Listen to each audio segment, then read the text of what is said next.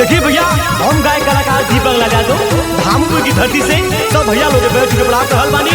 और बड़े भैया ओम प्रकाश यादव आप लोगों के बीच प्रधान पद के प्रत्याशी हैं। आप लोग अपना मोहर लगाएं, भैया को विजयी बनाएं। भैया ओम प्रकाश के जीतैया गो,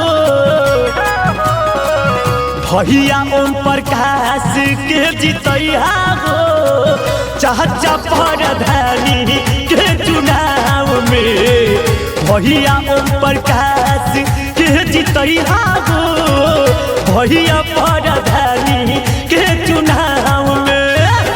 याद कर बात ना भूलैहा हो, याद कर बात ना भूलैहा हो, भैया प्रधानी के चुनाव में भैया ओम प्रकाश के जीतैया गो, भैया प्रधानी के चुनाव में। नौजवान साथियों, आपका विश्वसनीय प्रत्याशी ओम प्रकाश यादव के अनाज व सत्ता किसान पर मुहर लगा के भारी से भारी मतों से विजयी बनाए।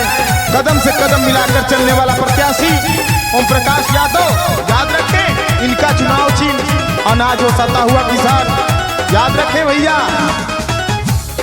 पोलिंग बूथ बजा के वोट दिहा बटन दबा के भैया के विजयी बनैहा, गाँव के विकास बढ़ैहा।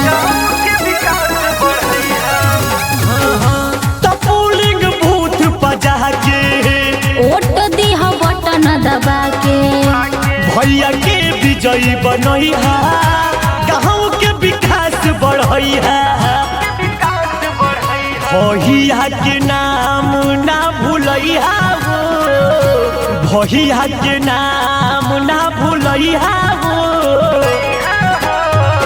भैया के नाम ना भूलैहा हो, भैया प्रधानी के चुनाव में ओम प्रकाश के विजयी बनैहा हो, चाची प्रधानी के चुनाव में। नौजवान साथियों, आपका विश्वसनीय प्रत्याशी ओम प्रकाश यादव के अनाज व सत्ता किसान पर मुहर लगा के भारी से भारी मतों से विजयी बनाए।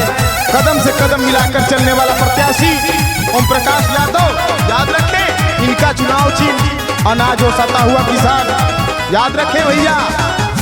दिल चाहे रात होई, विकास के बात होई, जवन बा आधा अधूरा, पूरा सब काम होई।